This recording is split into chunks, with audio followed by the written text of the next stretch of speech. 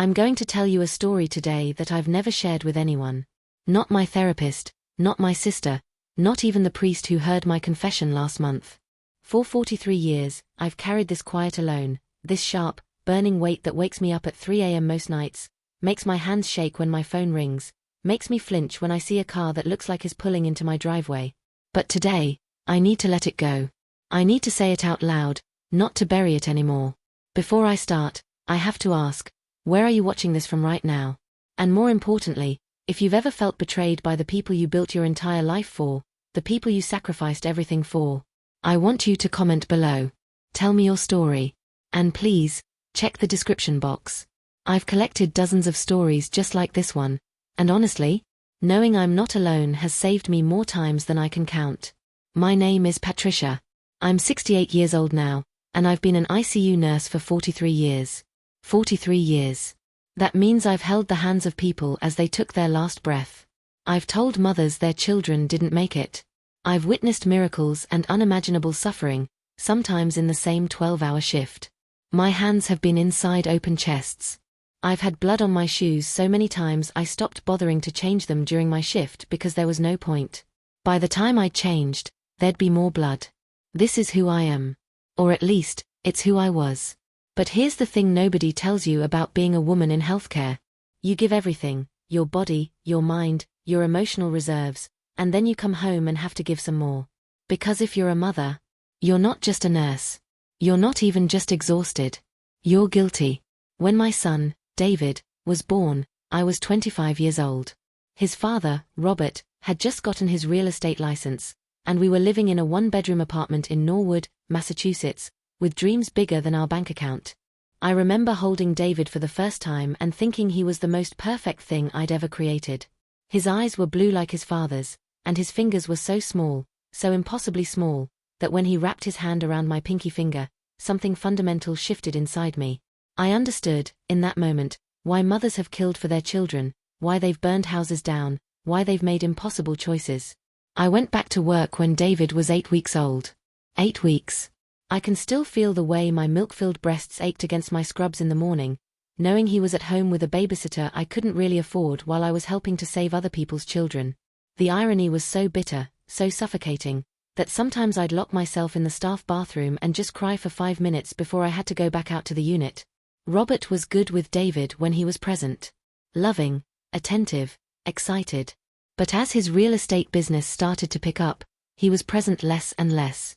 By the time David was 3, Robert was working on weekends, working late into the nights, working every holiday.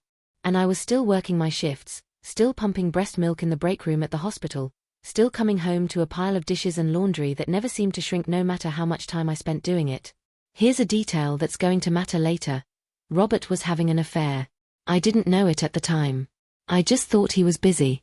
I thought he was building something for us, for David, for our future. I thought the distance between us was temporary, just a season we'd have to get through. Women think that a lot, don't we? We think everything difficult is just temporary. It wasn't. When David was 5, Robert left. Just like that. One day he was there, and the next day he'd cleared out his closet, the safe in the bedroom, and my small savings account. Which, looking back, was probably the most devastating theft of all, though not for the reasons you'd think. He left a note. A note. For words, I can't do this. And then he was gone. I remember standing in my kitchen, holding that note, with David asking me where Daddy was. I could hear the babysitter in the living room putting on Sesame Street. I could hear the hospital calling my phone. A patient was crashing, they needed me to come in early. I could hear the wind outside, rattling the windows of our apartment. And I remember thinking, very clearly, very consciously, there are 2 paths from this moment. One path is destruction. One path is survival. And there's no third option. I chose survival. And I want you to understand what that choice really meant.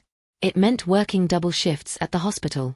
It meant having daycare providers raise my son because I was too poor, too exhausted, too busy trying to keep us from ending up homeless to be the mother I'd dreamed of being. It meant missing David's kindergarten graduation because I'd picked up extra shifts to afford the tuition. It meant saying no when he begged me to go to his soccer game. It meant working through birthdays and Christmases and Mother's Days.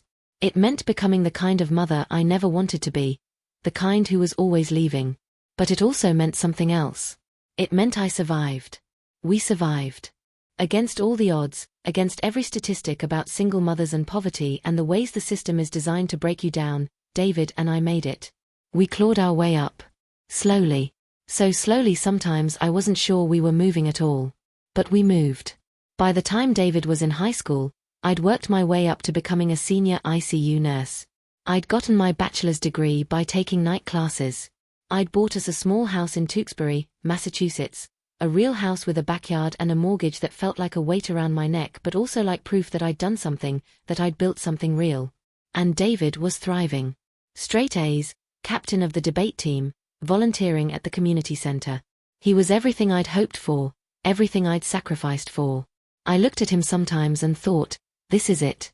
This is what I've earned. This is the reason. When David got to college, I started working even more. I picked up overtime at the hospital, got certified as a critical care nurse, started consulting with other hospitals on their ICU protocols. The money wasn't just good anymore, it was legitimately excellent. For the first time in my life, I had money. Real money. Not just enough to get by, but money left over after bills. Money I could save. Money I could invest. Money that represented all those nights I'd missed, all those moments I'd chosen work over my son, all those times I'd said not now, honey, mommy has to get ready for work.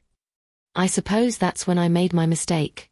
I suppose that's when I started to believe that if I just kept climbing, if I just kept working harder, if I just kept accumulating these markers of success, it would all mean something to him. It would all add up to something that would justify the choices I'd made. I was so naive. So blindly, painfully naive. David graduated from college with a degree in business. He went straight into finance. He was brilliant at it, charming, intelligent, able to talk to anyone about anything. He met Rebecca his first year out of college at some networking event. She was the daughter of a hedge fund manager, raised in Greenwich, Connecticut, went to Vassar, came from money that had been in her family for generations. Rebecca was beautiful in that effortless way that women who've never had to worry are beautiful. Her hair always looked perfect. Her nails were always done. She had the kind of confidence that comes from knowing the world will accommodate you. I remember the first time David brought her home. He was so proud, so eager for me to like her. I tried. I really did try. But when Rebecca looked around at our beautiful house that I'd worked so hard to buy, I could see something flicker across her face. A kind of sympathy, or maybe it was pity. She was trying to hide it, but I saw it. And David saw that I saw it. He married Rebecca anyway. Of course he did.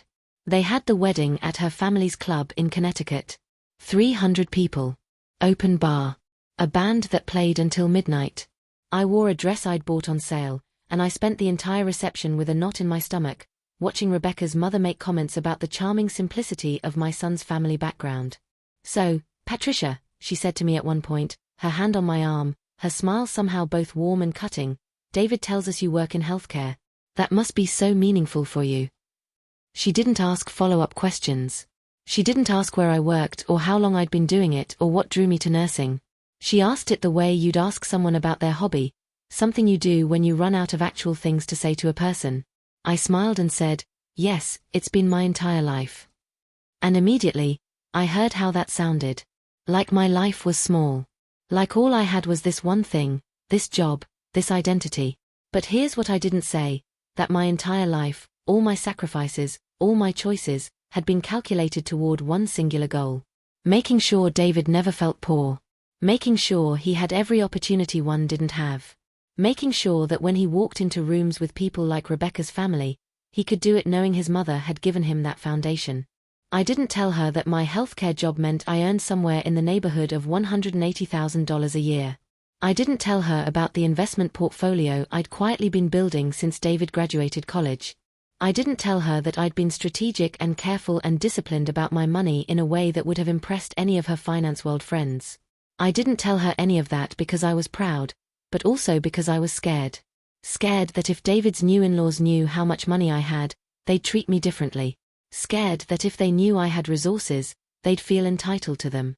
Scared that my money, my hard-earned, blood-stained, sacrificed for money, would become a problem instead of a solution. It turned out I was right to be scared. I was just wrong about how long I could keep the secret. For the first 5 years after David married Rebecca, things were mostly good. David got promoted. He was making real money now, the kind of money that doesn't just sustain you but enables you. They bought a house in the Brookline area, a beautiful Victorian with 6 bedrooms and a yard that overlooked the Charles River. They had a son, my grandson, Henry, and a daughter, Emma, 2 years later. David was building a life. A real life. The kind of life I'd imagined for him when I was working those double shifts in the ICU, the kind I'd sacrificed for. I saw them often. They'd come to my house for the holidays. I'd go to their house sometimes on Sundays. Things were good. Uncomplicated. Normal. David loved his children fiercely. That much was clear. He was a different kind of father than Robert had been. Present, engaged, eager. Watching him with Henry and Emma made something ache in my chest because it reminded me of what I'd missed with him, but also because I was grateful. So grateful that he was able to give his children what I couldn't give him. Rebecca was fine. We had a cordial relationship, the kind that doesn't require much depth. We'd make small talk when we saw each other. I'd ask about her book club or her yoga class, and she'd ask me about, well, honestly, she never really asked me about anything. But it wasn't hostile. It was just distant. Polite. Professional, almost. And then in 2019, something shifted. David had been promoted again. This time to VP of his firm. The money that was already good became exceptional. 6 figures was just the base now. There were bonuses, stock options, benefits I didn't even fully understand. And I noticed something happening, a kind of restlessness in him. A dissatisfaction that seemed to grow bigger the more he earned. He'd call me sometimes and talk about how stressed work was, how demanding his clients were, how exhausting it was to maintain a certain standard of living. And I'd listen, the way mothers listen, offering comfort and validation. But inside, I was thinking about my double shifts. My night shifts. The times I'd come home with blood under my fingernails because I'd been doing chest compressions on a dying patient. And I couldn't quite summon sympathy for his stress in the way he seemed to want. Still, I was his mother. So I listened. And sometimes I'd offer advice, though he rarely seemed to take it. In 2020, COVID happened. Everything changed, but in different ways for different people. For me, COVID meant I became essential. Finally, after 43 years of working in the ICU, I was essential. The hospital was packed with patients who couldn't breathe. I worked 16-hour shifts. I watched people die alone because their families couldn't be there. I held iPads so families could say goodbye to people they'd never see again.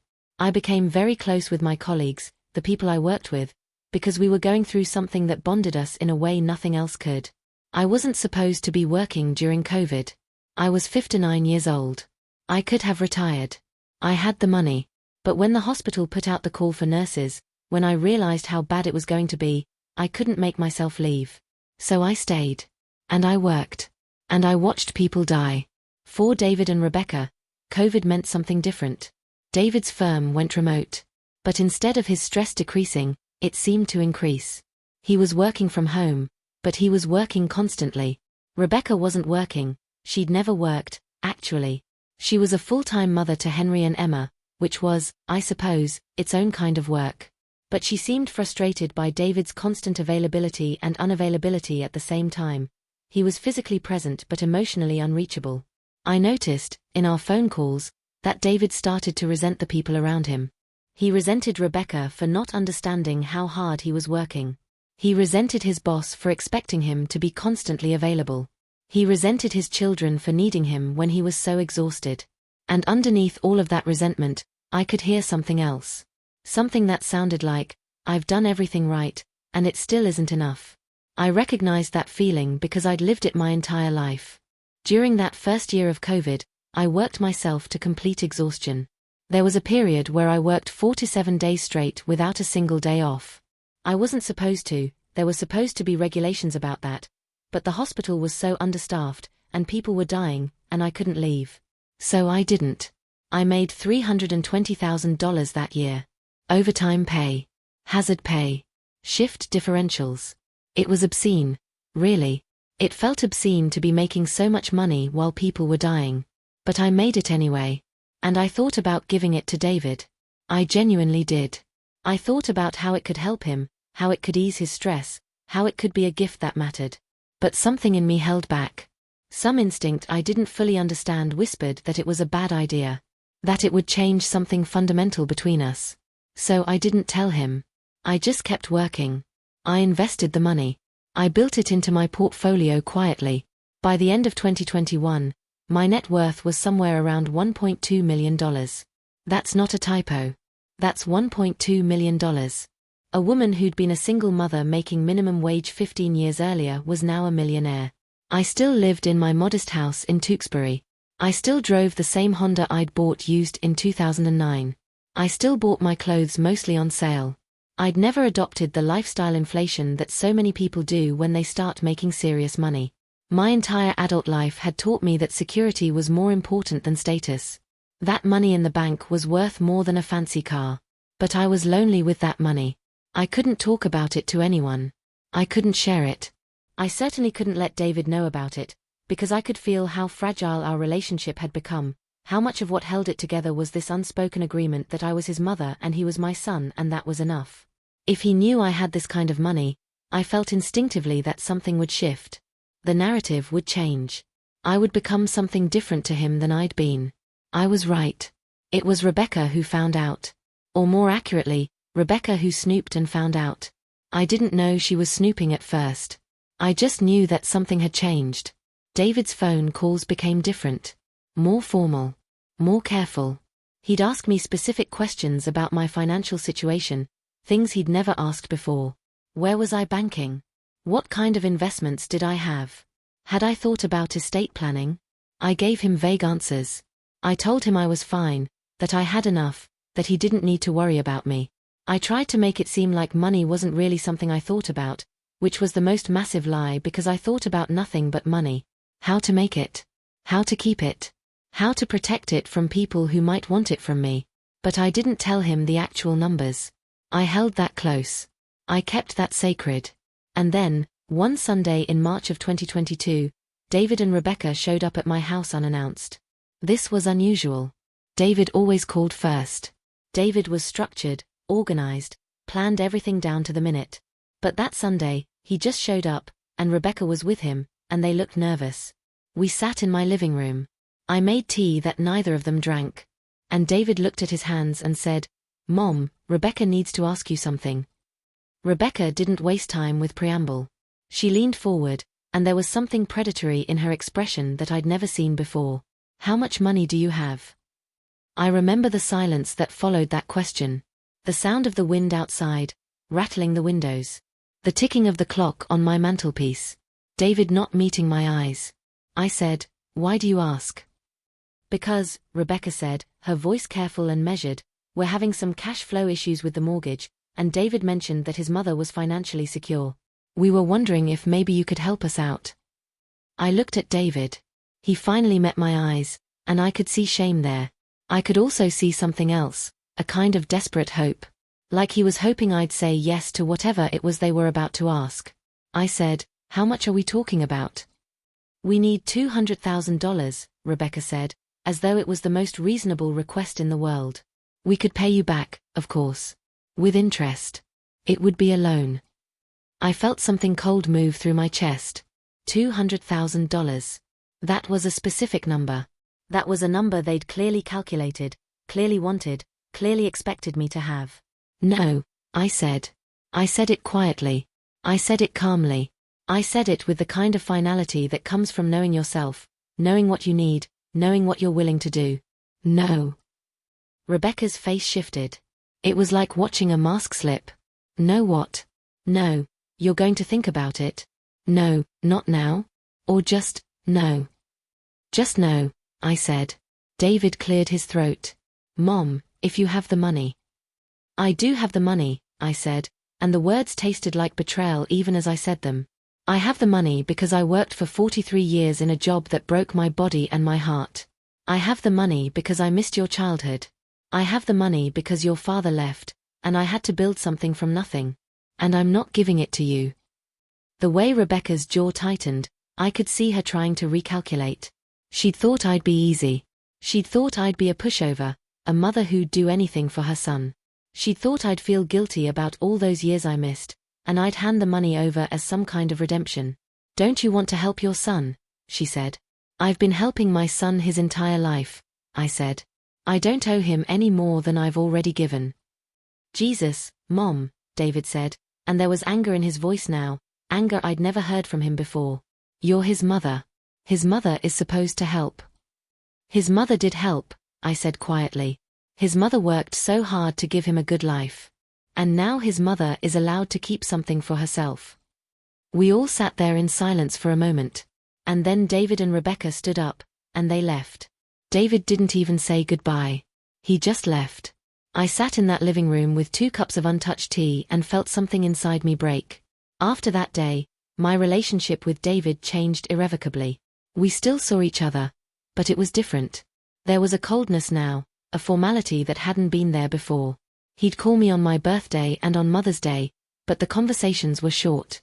He'd ask how I was doing, and I'd say fine, and he'd say good, and then we'd say goodbye. That was it. The ease we'd had was gone. I told myself it didn't matter. I told myself that I'd made the right choice, that I'd protected myself, that I couldn't let David drain my resources just because he'd made poor financial choices. I told myself all of this, and it was true, and it was also devastating. When you break something off with someone you love, you spend the first few weeks being angry. You think, good, I'm better off without their negativity. I'm stronger for this. I don't need them. And then the anger fades, and you're left with just the missing. I miss David. I miss the way he used to call me just to tell me about something funny Emma had said. I missed our Sunday phone calls where he'd ask me for advice about work, even if he didn't take it. I missed being his mother in a way that felt present and real and necessary. But I couldn't give him what he was asking for. I couldn't give him that money. And I don't think he could forgive me for that. Or maybe, more accurately, I couldn't forgive myself for saying no to him, and I projected that onto him. I assumed he was angry at me in ways that he might not actually have been. We fell into a pattern of avoidance. I stopped calling him as often. He stopped reaching out as much. My grandchildren, Henry and Emma, grew up and I barely knew them. I'd see them once or twice a year on holidays. Henry turned 14, then 15, then 16. Emma became a teenager. And I missed it all because I was too hurt and too stubborn to do anything to bridge the gap. During this time, I threw myself into my work even more intensely. I took on additional certifications. I published a paper on ICU patient outcomes during COVID. I became something of an expert in my field. My salary continued to climb. By 2024, I was making close to $200,000 a year in salary alone, not counting investments and other income. I was successful. By every metric that the world recognizes, I was successful. I was secure. I was independent. I was proud of what I'd built. And I was completely, utterly alone. I went to therapy for a while. This was a new thing for me. I'd never been to therapy before. I'd never believed in it, if I'm being honest. I thought it was self-indulgent, something rich people did. But my closest friend from nursing school, Diana, insisted that I go. She said I was poisoning myself with resentment, and she was right. My therapist, Dr. Hartley, was a woman about my age, maybe 5 years younger. She had sharp eyes and an uncanny ability to see through bullshit.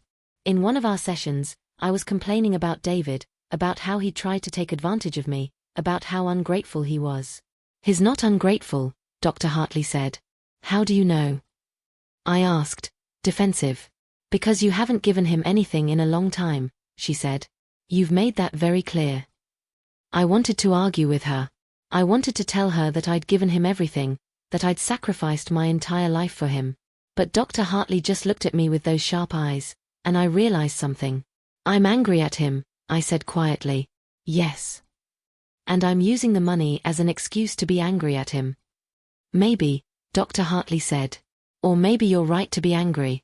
But I think the real issue is that you've never been able to forgive him for not being able to rescue you the way you rescued him. You did everything right, and it still wasn't enough to make the pain go away. And that's not his fault, but you're blaming him for it." I cried in her office that day. I sat there in that neutral-colored room with tissues within arm's reach, and I cried for my son, for myself, for all the time that had been wasted, for the fact that I'd built this prison of money and success and I was the only one inside it. I thought about reaching out to David. I wrote email drafts that I never sent. I composed phone calls in my head that I never made. I was always waiting for him to make the first move, which was stupid and stubborn and very, very human. And then, in early September of 2024, my sister called. My sister, Linda, is 4 years younger than me. We're not particularly close. We have that relationship where we love each other more from a sense of obligation than genuine connection, but we check in. We see each other on holidays. We have the kind of relationship that long-term siblings have when they don't have that much in common. Linda called me on a Tuesday morning when I was about to leave for work.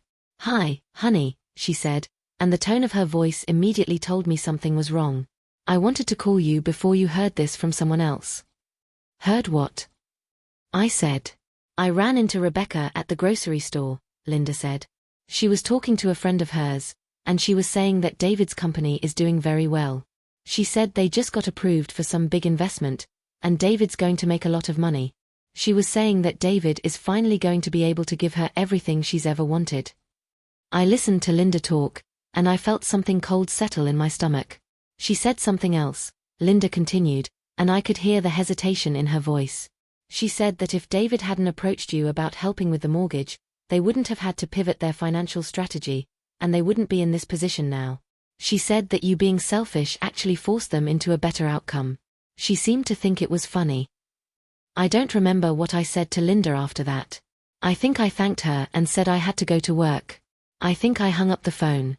What I do remember is the feeling that rushed through my body, sharp and hot and familiar. It was betrayal. But it was also something else. It was the sudden, crystalline understanding that Rebecca had never cared about me. That David had likely been manipulated into asking me for the money. That I'd made a choice that had consequences for my relationship with my son, and those consequences had been worth it financially for David anyway. In other words, I'd sacrificed my relationship with my son, and it hadn't even mattered. He'd gotten what he needed without my help. That realization did something to me. It twisted something inside that I didn't know could be twisted. It made me angry in a way I'd never been angry before. Not the hot, immediate anger of the moment, but the cold, patient anger of someone who realizes they've been played. I started investigating. This was new for me. I'd never been the type to snoop, to dig around, to try to find dirt on people. But I had computer skills. I'd learned them for work. And I had resources.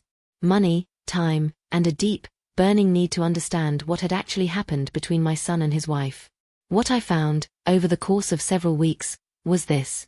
David's company had indeed gotten a major investment. The investor was a woman named Catherine Worthington who had connections to Rebecca's father. Rebecca had encouraged David to pitch to Catherine. Catherine had been impressed, and the investment had gone through. As a result, David's equity stake had increased significantly, and his worth on paper had jumped from about $2 million to something closer to $8 million. The mortgage situation, it turned out, had been a test. Rebecca had wanted to see if I would give them money. According to some emails I found, which, yes, I accessed without permission, and which, yes, I'm not entirely proud of, Rebecca had been trying to figure out how much money I had for months. She'd approached it subtly, asking David about my lifestyle, my house, my job, but David hadn't known anything concrete. So she'd suggested the direct approach, the ask for money, to see how I'd react. When I'd said no, Rebecca had apparently been frustrated but also unsurprised. She told David, "Your mother is selfish, just like all those people who pull themselves up by their bootstraps and then forget where they came from. But that's fine. Your father and I will help us figure out what we need." And David had apparently accepted this without much argument. Reading these emails, I felt something crystallize inside me. It wasn't anger anymore. It was something darker. It was the beginning of a plan. I didn't do anything with the plan immediately. I just sat with it. I let it grow. I thought about how I could use the information I had, how I could use my money, how I could use David's weakness and Rebecca's cruelty against them. For months, I just sat with that thought, letting it take shape. In late November, David called me. It was the first time he'd initiated contact in almost 3 years. "Hi, Mom," he said, and his voice sounded different. Lighter. Happier. "Hi," I said cautiously. "I wanted to call and say hi," he said. "I know things have been weird between us for a while. And I'm sorry about that. I think I wasn't being fair to you." My heart jumped.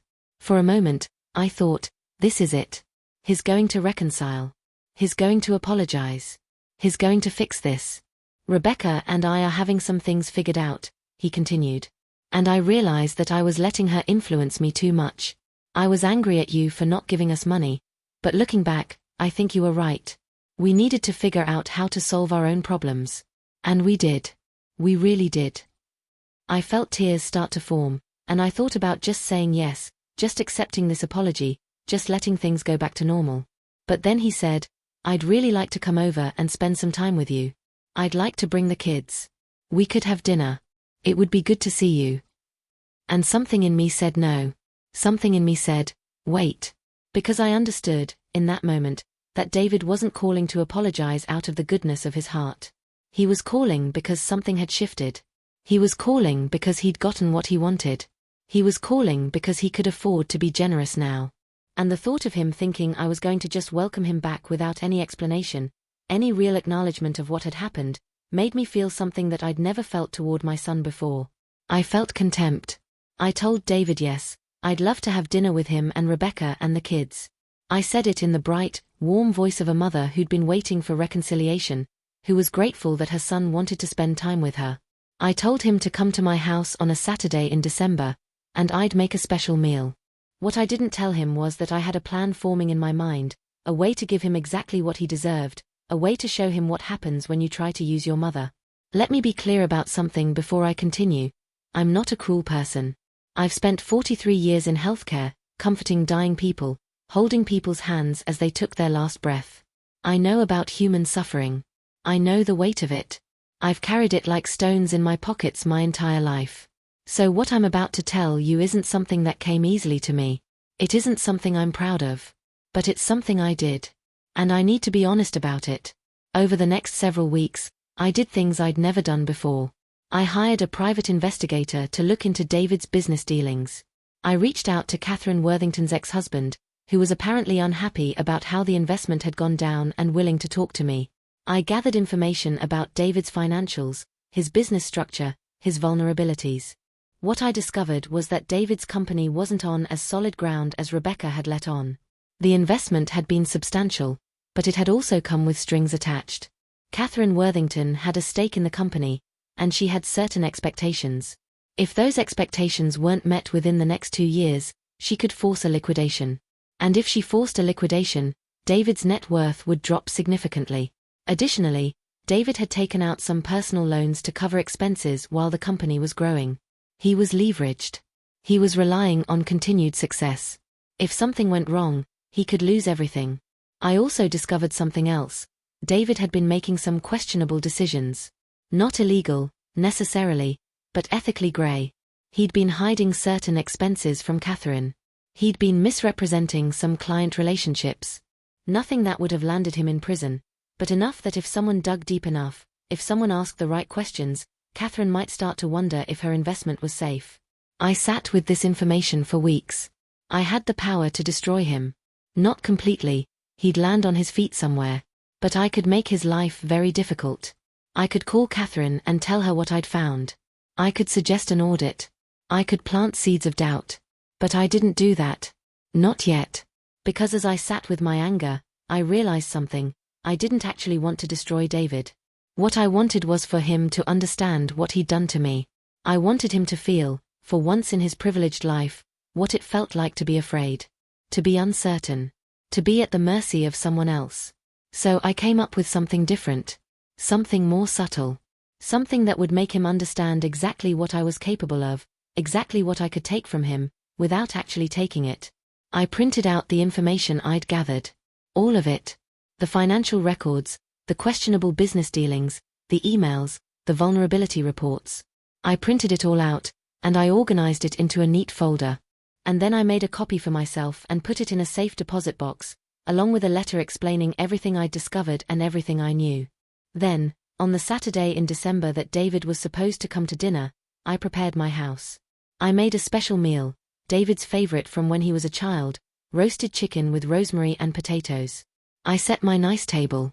I lit candles. I looked like a mother who was genuinely happy to see her son. David arrived with Rebecca and the 2 kids. Henry was 17 now, tall and confident and looking more like his father every day. Emma was 15, beautiful in that particular way that teenage girls are, caught between childhood and adulthood. I hadn't seen them in almost a year, and the absence hit me like a physical thing. I hugged David first. He was my son. I loved him. That had to come first, even as I prepared to do what I was about to do. Then I hugged Rebecca, and I could feel her relax slightly. She thought she'd won. She thought they'd come to reconcile, and I'd be grateful for the opportunity. She thought everything would go back to normal, with her in charge, with me grateful to be included. We ate dinner. The conversation was pleasant enough. Henry talked about college applications. Emma talked about her debate team. David talked about work in vague generalities.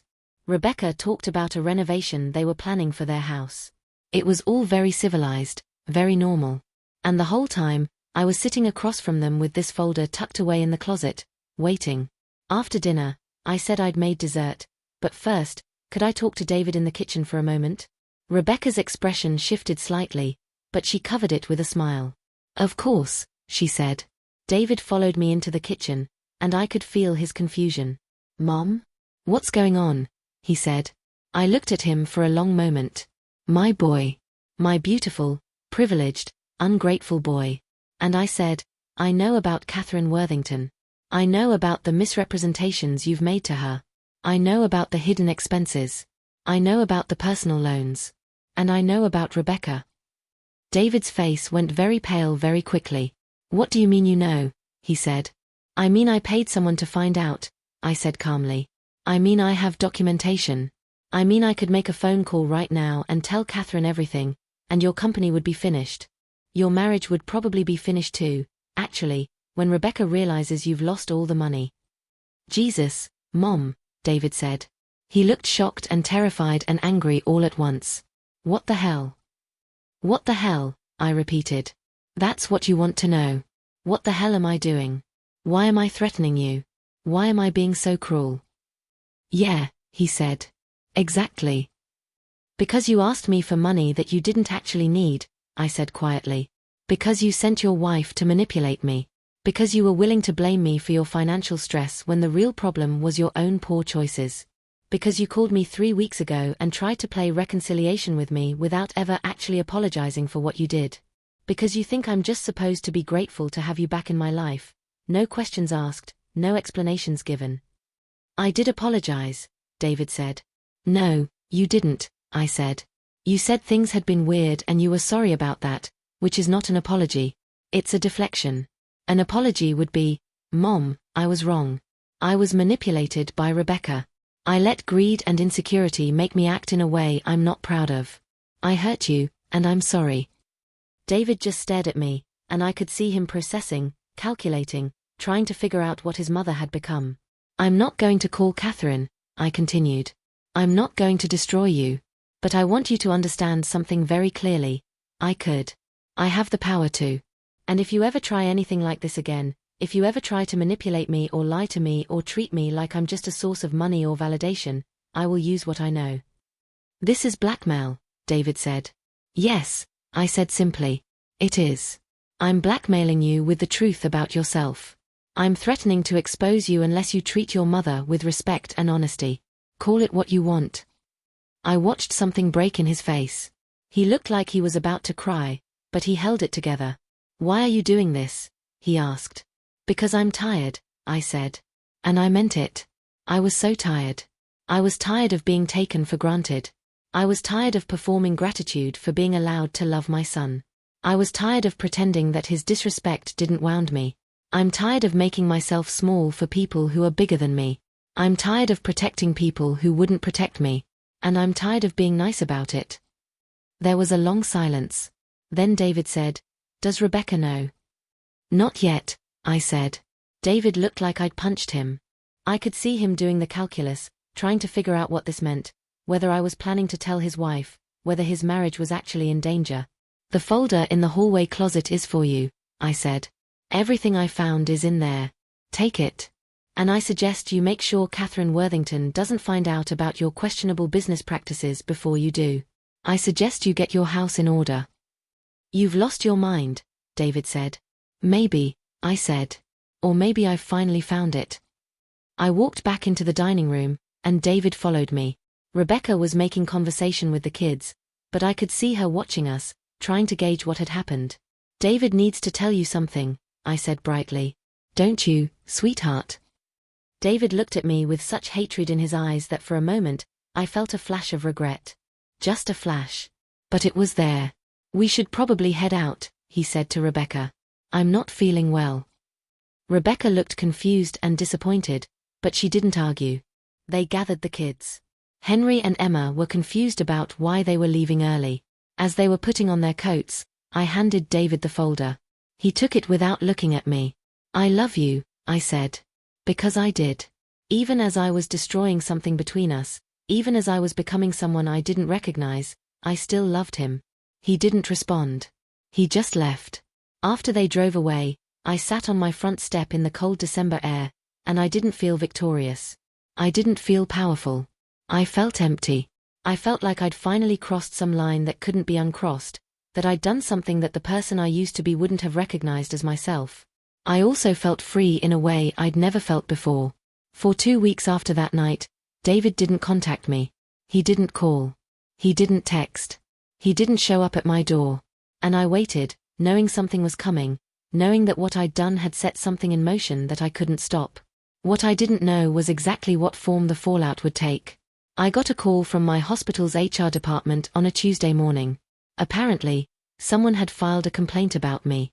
They were being very vague about what the complaint was, but they wanted to set up a meeting to discuss some allegations. I felt my stomach drop. David. It had to be David. He'd gone to my workplace. The meeting was scheduled for Thursday. In the meantime, I called my friend Diana, who worked in hospital administration, and asked her what she'd heard. I shouldn't tell you this, Diana said. But I'm going to anyway. Someone came in and said you'd been stealing from the hospital's COVID relief fund. That you'd been billing for hours you didn't work. That you've been manipulating patient charts to cover it up. That's insane, I said. I've never done anything like that. I know, Diana said. And I told them that. But they have to investigate. It's protocol. Someone made the complaint very convincingly, Patricia. They said they had documentation. When I went to the meeting, I was facing 3 people I'd worked with for years. They looked uncomfortable. They looked like they'd already decided I was guilty, but they had to go through the motions anyway. These are serious allegations, the HR director, a woman named Susan, said. We're going to need to do an investigation. In the meantime, we're going to need you to step back from direct patient care. But they're not true, I said. We understand, Susan said, and her voice was very careful, very neutral. But the allegations need to be investigated. It's standard protocol. It took exactly 3 days of investigation for them to determine that the allegations were false. My billing records were perfect. My hours were accounted for. My patient charts were meticulous. There was absolutely nothing that could substantiate the claim that I'd done anything wrong. But the damage was done. The other nurses knew about the allegations. The doctors knew. The patients knew. Even though I was cleared, even though there was no evidence, even though it was all false, the stain remained. I was the nurse who'd been accused of stealing from a COVID relief fund. I was the nurse who'd maybe manipulated patient records. I was the nurse who couldn't be trusted, even though it turned out I could be. I knew David had done this. I couldn't prove it, but I knew. It was his way of showing me that he could hurt me too. That just because I had information didn't mean I had the power in this situation. He was right. And I felt something shift in me again, something darker and more determined. I hired a lawyer. His name was Gerald Finch, and he was a mean-spirited man with a sharp mind and no real interest in whether the things he did were morally sound. He was perfect. Can we sue for defamation? I asked him. Do you know for certain that your son made the complaint? He asked. No, I admitted. But I know it was him. Then we can't prove defamation, Gerald said. But we can do something else. What we did was send a cease and desist letter to David. The letter outlined my version of events, stated that I had documentation of his financial improprieties, and made very clear that if he made any further false accusations against me, I would take every piece of information I'd gathered and present it to the authorities, to his business partner, and to his wife. The letter arrived at David's office on a Friday. He called me that evening. What the hell is this? He said. His voice was shaking with rage. "Did you really just threaten me with a lawyer letter?" "I didn't threaten you," I said calmly. "I told you what would happen if you made false accusations against me. That's not a threat. That's a consequence." "You're insane," David said. "Do you understand that? You've gone completely insane." "Maybe," I said. "But I'm not the one making false accusations against my mother's employer." There was a long silence on the other end of the line. "Rebecca left me," David said finally. His voice had changed, become smaller. "She took the kids. She said she doesn't feel safe around me anymore, that I'm clearly falling apart, that she needs to protect Henry and Emma." I felt a surge of something when he said this. Not quite satisfaction, but close to it. I felt like I was winning, whatever winning meant. "I'm sorry," I said, and I wasn't. "Are you?" he said. "Because it seems like that's exactly what you wanted. You wanted to destroy me. Well, congratulations, Mom. You're getting your wish." "David," I started to say, but he'd already hung up. I sat there with the phone in my hand, and I thought about what I'd done. I'd set out to teach my son a lesson, and I'd ended up blowing up his marriage. I'd wanted to show him that I had power, and I'd used that power to hurt him. The worst part was, I didn't feel guilty about it. And that terrified me more than anything else. Over the next several weeks, things unfolded in ways I hadn't quite anticipated. David, it turned out, did have some questionable business practices. Catherine Worthington started asking questions. The company started to unravel. David's equity stake, which had been worth $8 million on paper, started to evaporate. I didn't make the phone call to Catherine myself. But I also didn't stop the information from getting to her somehow. I'm not going to pretend I didn't know how it happened. I paid a consultant to do some due diligence on the company. The consultant found things. The consultant reported those things to Catherine. And Catherine, who'd already been nervous about the investment, started to panic. By February, David's company was in free fall. By March, it was officially imploding. David lost money. Not all of it, he was still going to walk away with something, but enough that his grand plans for wealth and security were suddenly very uncertain again. Rebecca came back to him for about 2 weeks, thinking that maybe they could work things out, that maybe this was just a rough patch. But when she realized that David's prospects had changed, that he wasn't going to be the wealthy, successful man she'd married, she left again. This time, it was permanent. David started drinking. I know this because Diana told me she'd run into him at a bar in Brookline, and he'd been alone, drinking whiskey at 2 p.m. on a Tuesday. Henry got into trouble at school. Emma stopped eating and had to go to therapy. The children, my grandchildren, were suffering because their father was suffering because their mother was gone because their grandfather had been selfish and irresponsible with money. Actually, let me correct that. They were suffering because their father was suffering because their father had tried to manipulate his mother and his mother had decided to teach him a lesson and both of them had forgotten that there were other people involved, other people who would pay the price for their war. I watched all of this unfold, and I felt something curdle inside me. This was not what I'd wanted. Or maybe it was exactly what I'd wanted, and that's what made it so terrible. One night in April, David called me. He was drunk. I could hear it in his voice, the thickness of his words, the way he was struggling to form sentences. "Do you know what you've done?" he asked. "Do you have any idea what you've taken from me?" "Yes," I said quietly. "Henry won't talk to me," David said. "My son won't talk to me. He tells me I'm a failure. He tells me I'm weak. He tells me he's ashamed of me. Do you know what that feels like?" "Yes," I said. Because I did. I knew exactly what it felt like to have your child think less of you. I'd lived with that fear my entire motherhood. "I'm going to kill myself," David said. Not aggressively. Not with any particular conviction. He said it like he was stating a fact, like he was telling me it was raining outside. I felt fear rush through my body. Pure, hot, terrible fear. "No, you're not," I said. "Yes, I am," David said. "I don't have anything anymore. My wife is gone. My company is gone. My kids hate me. I have no money. I have no career. I have nothing. Why should I stay?" "Because you have me," I said. And I meant it. Even after everything, even after all the things I'd done, I meant it. There was a very long silence on the other end of the phone. "I'm going to hang up now," David said finally. I'm going to take the pills I've been saving. And I'm never going to call you again. And maybe that will be better for both of us. David, wait, I said, but he'd already hung up. I sat in my house in the darkness, and I did something I hadn't done in a very long time. I panicked. I called 911. I told them that my son had threatened suicide and gave them his address. I called my sister. I called Diana. I called everyone I could think of who might be able to help, to get there, to do something. The police arrived at David's house at 11:47 p.m. He didn't have pills. He was just drunk and desperate and saying things that seemed true in the moment but weren't actually true. They took him to the hospital. They admitted him to the psychiatric unit. He stayed there for 5 days while they monitored him, while they adjusted his medications, while they tried to figure out if he was actually suicidal or just severely depressed. He was severely depressed. But he wasn't suicidal, at least not in an active way. He was just a man who'd lost everything and couldn't see a way forward. I visited him in the hospital on the 2nd day. He wouldn't see me. I left 3 times, and all 3 times he told the nurses he didn't want visitors. On the 4th day, I went anyway.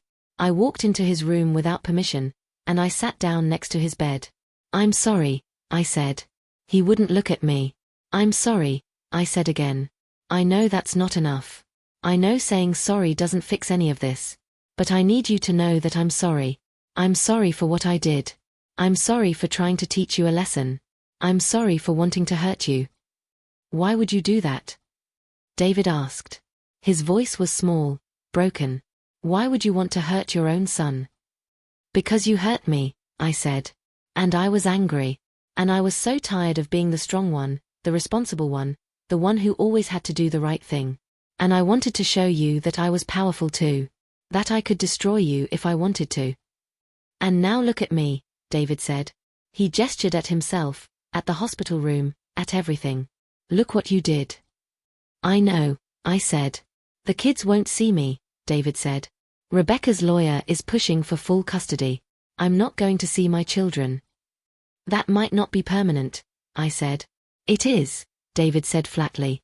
It's permanent. You made sure of that. I wanted to argue with him. I wanted to tell him that he was responsible for his own choices, that he was the one who'd asked for money, that he was the one who'd tried to manipulate me. But looking at him, at what I'd reduced him to, those arguments felt hollow and cruel. I left the hospital without him ever really speaking to me. I drove home in silence, and I thought about what I'd become. After David was released from the hospital, he called me one time to tell me he'd hired a lawyer and was moving forward with a custody battle, and that he'd be seeking financial support from me, since his income had become unstable and the courts took parental income into account when determining child support obligations. I said I understood, and I did understand. I understood that the tables had turned again, and now David was going to take from me what I wasn't willing to give him willingly. But I also understood something else. What I'd done was not justice. What I'd done was not revenge. What I'd done was destruction, and I'd destroyed my own son in the process. My therapist, Dr. Hartley, took an extended leave shortly after this. When she came back, she sat down in our first session together and looked at me with those sharp eyes and said, "Tell me what you've done." And I did. I told her everything. I told her about the private investigator, about the folder, about the conversation in my kitchen, about the cease and desist letter, about David's marriage falling apart, about his drinking, about him in the hospital threatening suicide. Dr. Hartley didn't say anything for a very long time. She just looked at me. Finally, she said, "Patricia, what you've done is, from a legal standpoint, extortion and blackmail. From an ethical standpoint, it's revenge. And from a human standpoint, it's a tragedy. What I want to know is, do you understand why you did it?" "He tried to hurt me," I said. "No," Dr. Hartley said. "He tried to ask you for money. You're the one who tried to hurt him. The question is why you felt entitled to do that." "I wasn't entitled," I said. "That's the whole point. I was finally not going to be the person who swallowed her own pain and kept moving forward. I was finally going to make someone feel what I've been feeling." "And did that make you feel better?" Dr. Hartley asked. I opened my mouth to say yes, and I couldn't. Because it hadn't. Instead, it had made everything worse. "It didn't," I said quietly. "No," Dr. Hartley said. "It didn't. Because revenge doesn't actually work the way we imagine it will. We imagine that if we hurt the person who hurt us, we'll feel satisfied, we'll feel even, we'll feel like justice has been served. But what actually happens is we feel guilty, and we feel ashamed, and we're forced to confront who we've become in pursuit of that revenge. So what am I supposed to do? I asked. Just accept what he did? Let him walk all over me? I don't know, Dr. Hartley said. But I know you can't fix this by hurting him more. I know that what you need is to forgive him, and more importantly, to forgive yourself. You need to understand that the anger you were carrying wasn't really about David. It was about Robert. It was about your father, who left when you were a child. It was about every man who's ever disappointed you, every person who's ever taken from you, every sacrifice that went unappreciated. She was right. And I hated that she was right. You've been angry your whole life, Dr. Hartley continued. You've been angry at being poor, angry at being a single mother, angry at having to be strong all the time, angry at not being able to be the mother you wanted to be. And that anger has been sitting inside you like a stone, getting heavier and heavier. And when David tried to take your money, it wasn't the anger at David that you unleashed. It was all of that other anger. All of that accumulated, bottled up rage at a life that was harder than it should have been. And you used your power as a weapon to make someone else feel what you'd been feeling. I didn't mean to, I started to say, but Dr. Hartley interrupted me. I know you didn't, she said. But that doesn't change what you did. And now you have to figure out how to live with it. Over the next several months, I did something I'd never done before. I admitted defeat. I admitted that I'd been wrong. I admitted that I'd turned into something I didn't want to be, something I didn't recognize, something that scared me. And more than that, I took action to undo what I'd done, insofar as I could. I called my lawyer, Gerald Finch, and I told him to withdraw the cease and desist letter. He said it would hurt my legal position if I did that it would make me look weak, that it would embolden David. I don't care, I said. I called David. He didn't want to talk to me, but I persisted. I called multiple times. I sent emails. I showed up at the apartment he'd rented, this small, sad place in Somerville that was all he could afford anymore. I need to apologize, I said when he finally opened the door. I don't care, he said. I know you don't, I said. But I do. I need to tell you that what I did was wrong. That I was angry at you for not rescuing me, for not saving me the way I'd saved you. And that's not your responsibility. It was never your responsibility. And I'm sorry for making it your responsibility. David looked like he might close the door in my face. I also know that I can't fix what I did, I continued. I can't give you back your marriage or your company or your relationship with your kids. But I can tell you that everything I found about your business practices, every piece of information I gathered, I'm destroying it. I'm shredding it. I'm making sure there's no way it could hurt you anymore. Why would you do that? David asked. There was something in his voice that sounded like hope, but also like suspicion. Because I love you, I said. Because you're my son. Because being right is not the same as being good, and I want to be good more than I want to be right. I went home and I did it. I took all the documents, all the information, all the leverage I'd so carefully gathered. And I destroyed it. I shredded some of it. I deleted some of it. I burned some of it in my fireplace while I sat there and cried. It felt like surrendering. It felt like losing. It felt like the right thing to do. The legal battle over custody became less contentious after that. I agreed to testify on David's behalf, to tell the judge that he was a good father, that his current financial troubles were temporary, that he'd been under stress but that stress didn't diminish his love for his children. I told them the truth, the whole truth, which included the truth about my role in his downfall, though I couched it in gentler language. The judge awarded David shared custody. It wasn't everything he wanted, but it was something. It was a path forward. More than that, it was redemption of a sort. Not for him. I couldn't redeem him because I wasn't the one who'd hurt him in the way he'd hurt me. But redemption for myself. A way to stop being the villain in this story and start being, again, a mother. But here's where I learned the most important lesson. Trying to undo revenge is almost as hard as committing it. David didn't forgive me. He accepted my apology, but he didn't forgive me. And I came to understand that those are two very different things. I had to live with that. I had to carry the weight of having done something that couldn't be undone, that couldn't be fully repaired, that would sit between us forever. When you hurt someone, really hurt them, you don't get to decide when they forgive you. They get to decide that. And they might never decide it. They might spend the rest of your relationship knowing that you were capable of what you did, knowing that given the right circumstances, you might do it again. That's the real consequence of revenge. Not what it does to the other person. What it does to you. It teaches you who you are, and sometimes that person is not who you want to be. The thing about hitting rock bottom is that you don't necessarily know when you've hit it. You think you've hit it, you make changes, you try to be better. And then something else happens, and you realize you weren't at the bottom at all. You were just on a lower floor, and there are more floors below, infinite floors, all the way down to a place so dark you can't see anything anymore. That's where I found myself in the fall of 2024, a little over a year after that dinner in December when I gave David the folder. I'd been trying to repair things. I'd been trying to be a better mother, a better person, a better version of myself. I'd destroyed the leverage I'd gathered against him. I'd supported him through the custody battle. I'd been present and loving and trying very hard to make amends. But David still wouldn't let me see my grandchildren. Rebecca was blocking it, saying that David was an unstable influence, that until he'd proven he could maintain stable housing and a stable income, she wasn't comfortable with Henry and Emma spending time with him. And David, still wounded and angry, wasn't fighting hard enough to change that. Maybe he thought he deserved it. Maybe he thought his children needed to be protected from him. I don't know. What I knew was that I hadn't seen Henry and Emma in almost 2 years. Henry was 18 now, a senior in high school. Emma was 16. I was missing their crucial years, and I was acutely aware that I'd brought this on myself. I'd also lost my job. Not technically. I still had my position at the hospital. But after the false accusations, after the investigation, after everything, I couldn't face going back. I couldn't face the other nurses' pity or suspicion. I couldn't face the patients who might have read about the allegations online. I couldn't face any of it. So I took early retirement.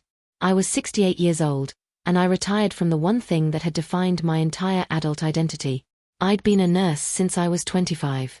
And then I wasn't. The money was fine. I had the money. I could live comfortably for the rest of my life. But I didn't know who I was without the job.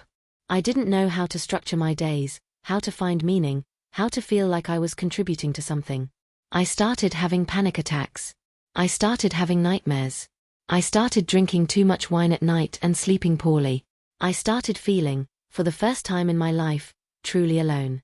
I'd built this whole independent life, this fortress of financial security and professional achievement. And now that I wasn't working, now that David wouldn't see me, now that my sister and I were still distant, I realized I had no one. I had acquaintances. I had colleagues who'd become friends during COVID. But I had no one who was truly essential to me. I had no one who would show up if I disappeared. I thought about calling David. I almost did, 100 times. But something always stopped me. Some residual pride, some understanding that I'd already asked for too much from him, some knowledge that I couldn't fix this by just trying harder. Instead, I started volunteering at a hospice. I know that sounds like something out of a movie. The woman who can't let go of her identity as a caregiver returns to caregiving in a different form. But it felt true to me. It felt like the only thing I knew how to do. I sat with dying people. I held their hands.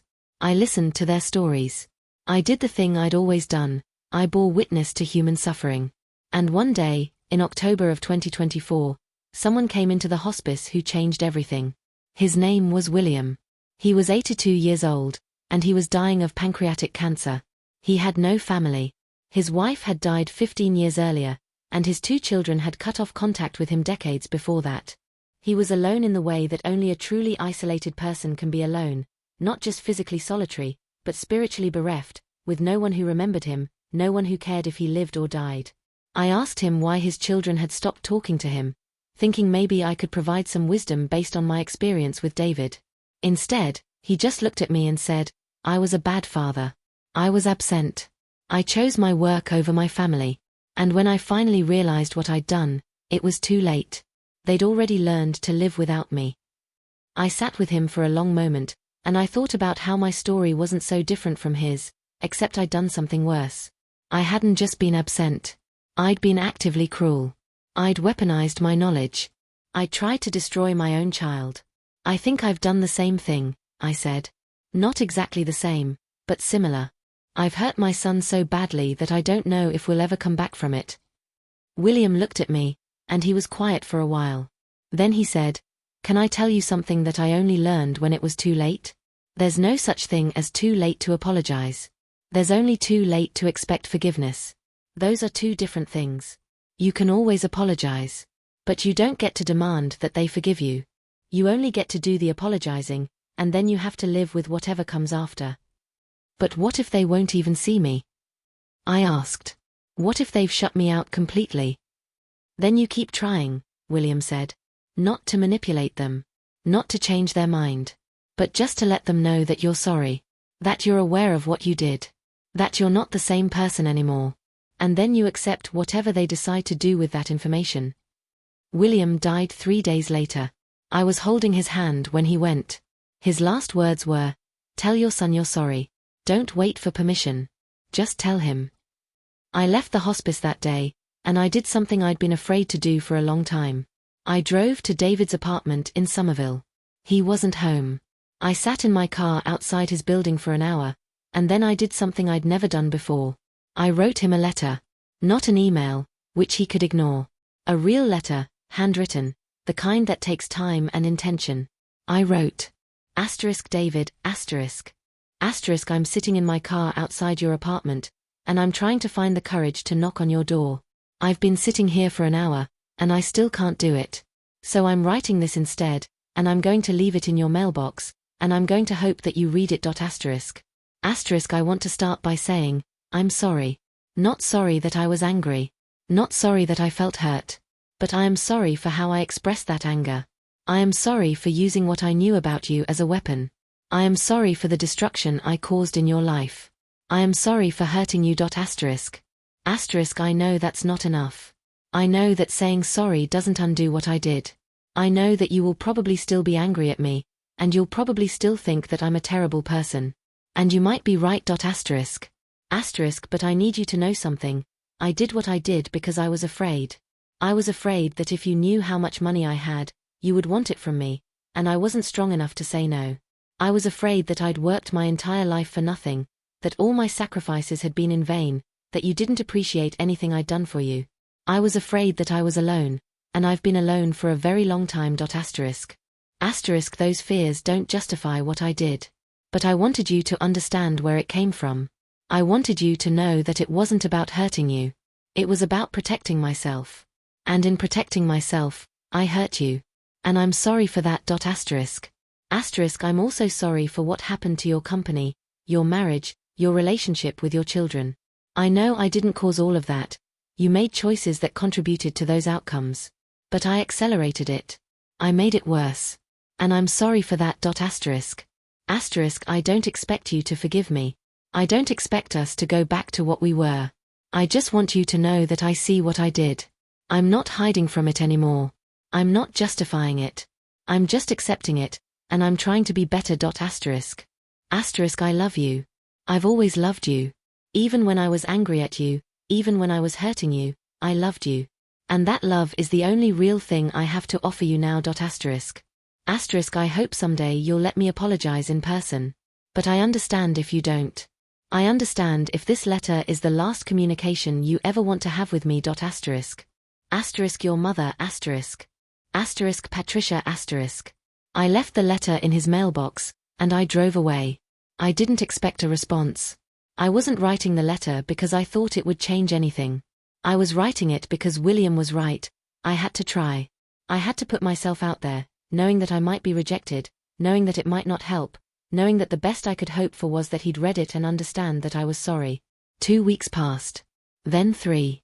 Then a month. I heard nothing from David. And then, one evening in November, he called. I got your letter, he said. His voice was quiet, cautious, like he was walking on eggshells. I know, I said. I didn't expect you to respond.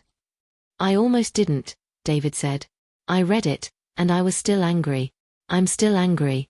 But I don't know. I've been thinking about what you said. About being afraid. And I realized that I was afraid too. I was afraid that you didn't love me, that you only loved the idea of me, that you'd sacrificed so much that I could never pay you back. And so when you said no to the money, when you said no to taking care of me the way you'd always taken care of me, I thought it meant you didn't love me anymore." I was crying now, and I wasn't trying to hide it. "But I realized something," David continued. "I realized that you saying no might have been the most loving thing you could have done. You were letting me grow up. You were letting me figure out how to survive without you. And I hated you for that because I wasn't ready. And maybe I'm still not ready. But at least now I understand why you did it." "I'm so sorry," I said again. "I know you are," David said. "And I'm sorry too. I'm sorry for asking you for money in a way that was manipulative. I'm sorry for trying to use your fear against you. I'm sorry for all of it." We talked for another hour. We didn't solve everything. We didn't go back to the way things were before. But we found a way forward. It was awkward at first, halting, like we were learning how to speak to each other again.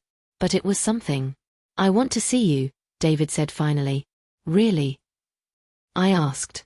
"Really," he said. "But I need to tell you something first. I'm seeing someone new. Her name is Karen, and she's a therapist. She's been helping me work through a lot of this stuff with Rebecca and with you and with my kids. I think that's made a difference. I think I was able to hear what you were saying because I was finally starting to understand myself." "That's wonderful," I said. "She wants to meet you," David said. "Both of us. Together. For a family session. She thinks it might help us both." I agreed immediately. We set up an appointment for the following week. The day of the session, I was terrified. I was terrified that I'd say the wrong thing, that I'd hurt him again, that I'd ruin this fragile thing that was trying to rebuild between us. I was terrified that his therapist would see right through me, would understand what I'd done, and would judge me for it. But when I walked into Karen's office, a warm, comfortable space with soft lighting and comfortable chairs, I saw David, and he stood up and hugged me. It was the first time he'd hugged me in almost 2 years. We sat down together, and Karen asked us to tell our story. She asked us to talk about what had happened, not to accuse each other, but to explain our perspectives, our fears, our motivations. David went first. He talked about feeling like he was never going to be good enough, like he needed to prove to me that my sacrifices had been worth it, like the only way he could show me love was by succeeding. He talked about how when I said no to the money, it felt like a rejection, like I was saying that he wasn't worth sacrificing for anymore. Then it was my turn. I told the story of my whole life, Robert leaving, raising David alone, the poverty, the exhaustion, the anger. I talked about how David asking for money had triggered something in me, some deep fear that I was going to be used again, that I was going to be abandoned again, that love wasn't going to be enough. And then I told them what I'd done. I told them about the private investigator, the folder, the threats. I told them about the false accusations against me at the hospital, about David's marriage falling apart, about his hospitalization. I told them everything. Karen listened to all of it without judgment, just listening, just bearing witness. When I was done, David reached over and took my hand. "I forgive you," he said. "I don't know if I should. I don't know if that makes sense given everything you did. But I forgive you." I cried then. I cried harder than I had in years, and David held my hand, and Karen offered tissues, and the whole thing felt like a release I didn't know I needed. Karen looked at both of us and said, "What I'm hearing is that you both tried to protect yourselves by hurting each other. And now you're both trying to find a way to stop. That's not easy. That takes courage. I'm proud of both of you." After the session, David asked if I wanted to get coffee. We sat in a cafe near his therapist's office, and we talked about normal things, the weather, work, how his kids were doing.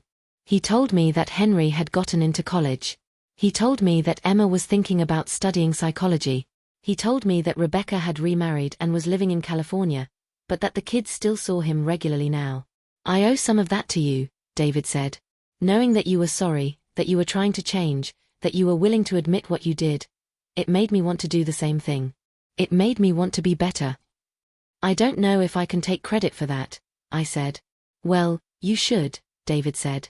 "Because it's true."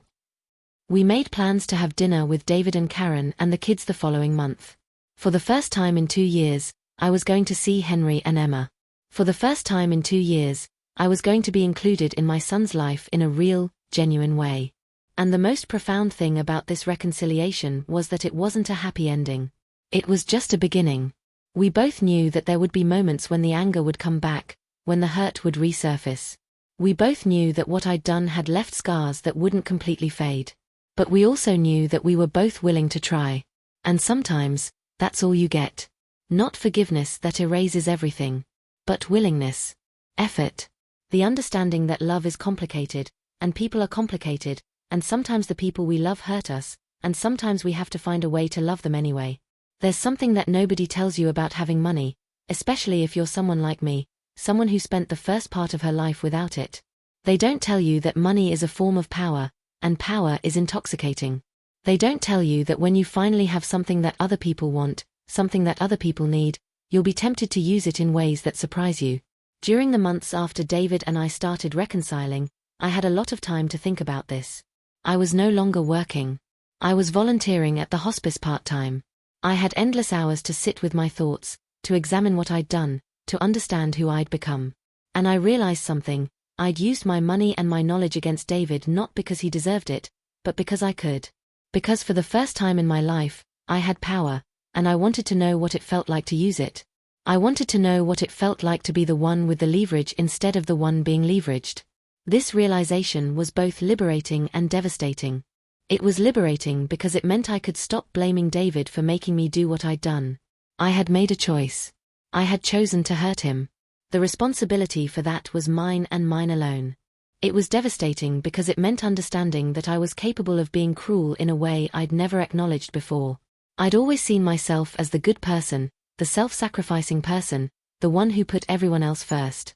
And in some ways, I was that person. But I was also a person who could turn that same determination, that same focus, that same willingness to do whatever it took to achieve a goal, toward hurting someone I loved. I thought a lot about my mother during this time. My mother was someone I didn't talk about much, someone I tried to suppress in my memories because thinking about her was too painful. My mother left my father when I was 12. She packed a bag one day and told me and my sister that she couldn't do it anymore, that she couldn't be married to a man who didn't respect her, that she couldn't pretend to be happy for our sake. And then she left, and she didn't really come back. She was still alive, technically. She lived in Florida with her second husband, a man I'd met exactly twice. We exchanged Christmas cards. We had phone calls on Mother's Day where we talked about the weather. But she wasn't really my mother anymore. She was just a woman I was related to by blood. I'd spent my entire life being the opposite of my mother. I'd sacrificed. I'd stayed. I'd put my children first, even when it cost me everything. I'd been the person she wasn't. But now I was wondering if maybe I'd overcorrected. If maybe in trying not to be a woman who abandoned her family, I'd become a woman who couldn't set boundaries, who couldn't say no, who couldn't protect herself. And when David had asked for money and I'd finally said no, I'd swung so hard in the other direction that I'd become something else entirely, a woman who would hurt her own child to prove a point. I called my mother. I hadn't spoken to her in almost 3 years. "Patricia," she said when she answered. "Is everything okay?" "Hi, Mom," I said. "I just wanted to talk to you." We had an awkward conversation.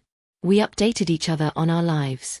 She told me about the condo she and her husband had bought, about her volunteer work at an animal shelter, about her new book club. I told her about my retirement, about David, about the hospice work. And then I said, "Mom, I want to apologize for something. I've spent my whole life being angry at you for leaving us. For not being the kind of mother I thought you should be. And I want to apologize for that. I want to apologize for judging you." There was a long silence on the other end of the phone. "That's nice of you," my mother said finally. "But I don't think you owe me an apology. I made choices that affected you, and you've every right to feel however you feel about those choices." "But I do owe you an apology," I said. "Because I've spent 43 years telling myself that I was a better mother than you, that I would never abandon my children the way you abandoned us. And I've been so busy trying to be the opposite of you that I haven't allowed myself to have any boundaries, any needs, any life that wasn't about being a mother." "And now you're angry about that," my mother said. "It wasn't a question." I said.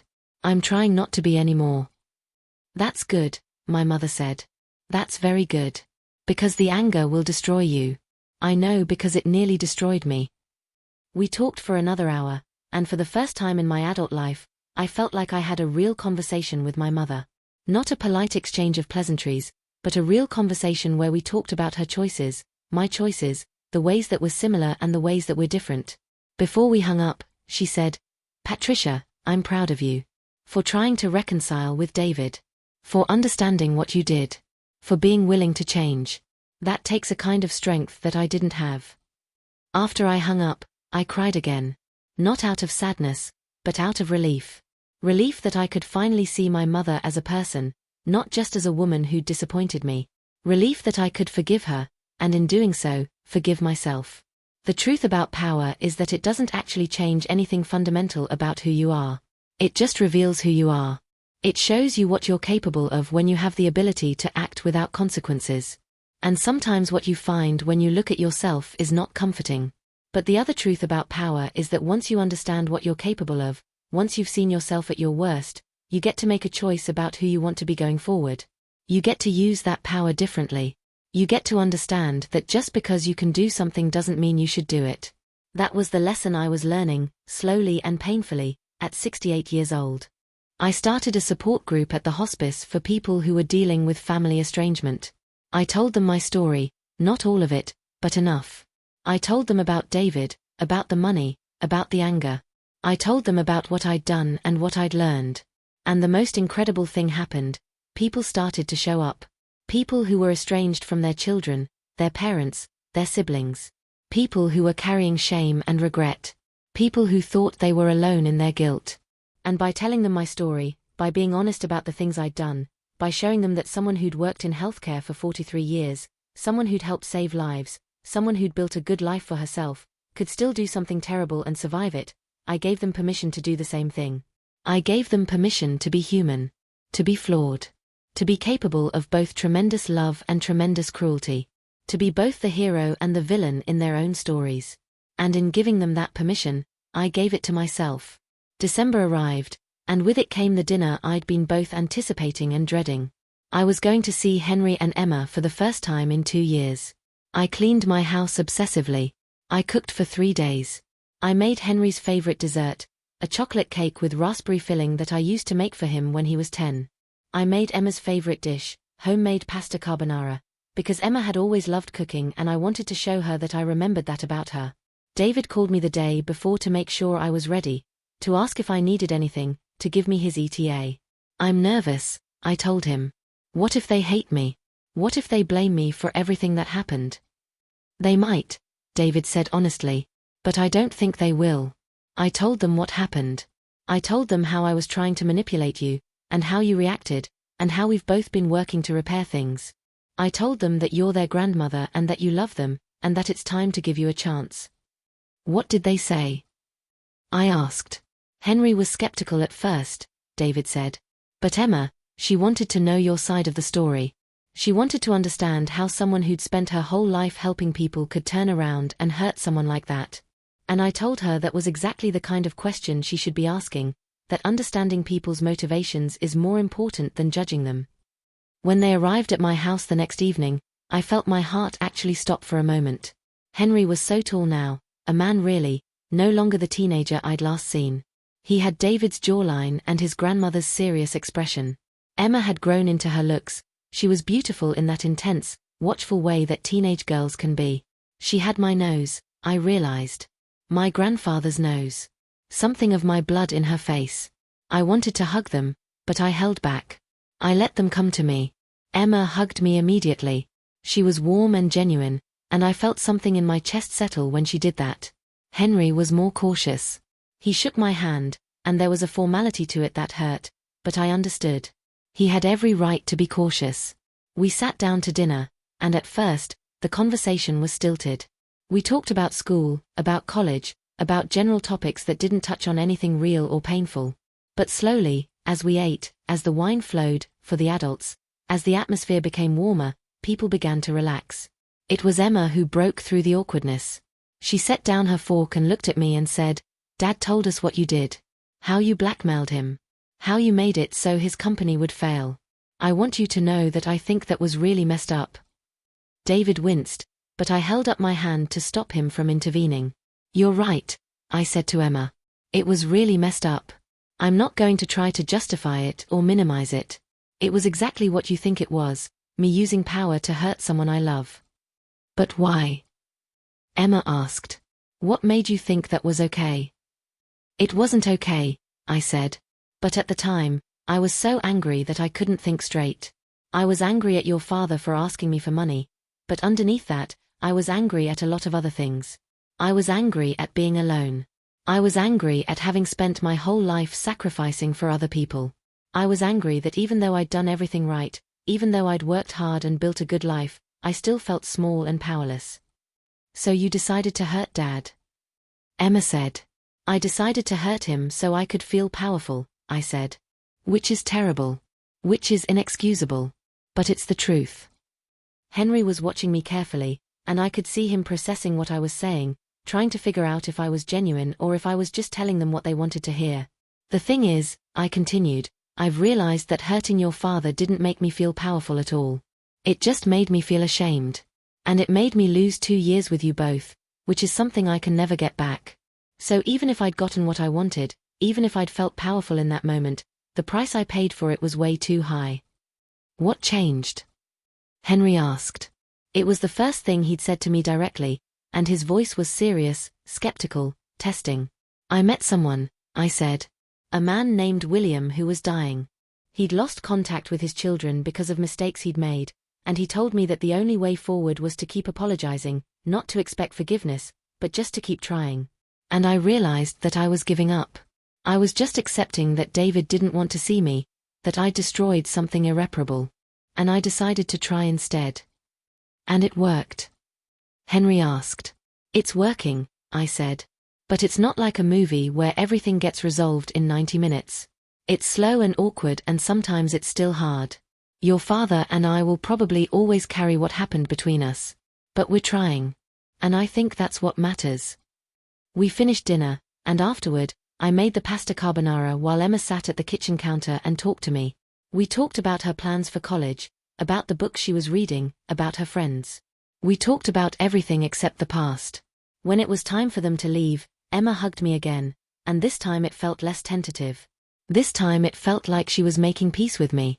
Henry shook my hand again, but before they left, he said, I appreciate you being honest about what you did. Most adults just make excuses. It's refreshing that you're not. After they left, I sat in my quiet house, and I felt something I hadn't felt in a very long time. I felt like maybe I was going to be okay. Not like everything was fixed. There was still so much damage, so much distance that needed to be bridged. But like maybe there was a path forward. Like maybe I wasn't irredeemable. But then something happened that I wasn't prepared for. About a week after that dinner, David called me early in the morning, and his voice was strange. Mom, I need to tell you something, he said. Rebecca is sick. My first instinct was to feel something schadenfreudisch, something like, good, she deserves it. And then I felt ashamed for feeling that way. She has stage 3 breast cancer, David continued. She found out a few weeks ago, and she's been dealing with it. But now she's starting chemo, and she's going to need help with the kids. She's going to need support.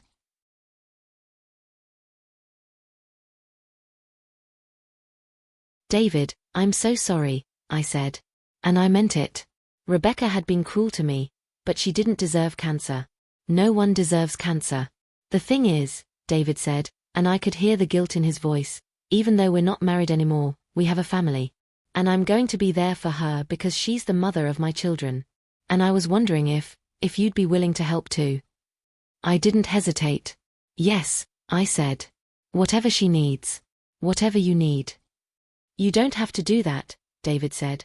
You don't owe her anything after what happened. No, I said. But I owe it to Henry and Emma. And I owe it to you. And honestly, I owe it to myself. I need to know that I can be a better person than I've been.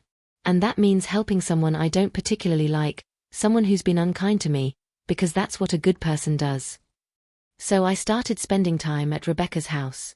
I helped with the kids when she had chemo appointments. I drove her to doctor's visits. I sat with her when she was sick and scared, even though every fiber of my being wanted to hold a grudge. And something incredible happened. Rebecca and I became friends. Or maybe not friends, but something like them. We had long conversations while she was lying in her chemo chair, watching the poison drip into her veins. She talked about her fears, about whether she was going to survive, about whether Henry and Emma would remember her if she didn't. And I held her hand and I told her the truth. That her children loved her, that they would remember her, that she was stronger than she thought she was.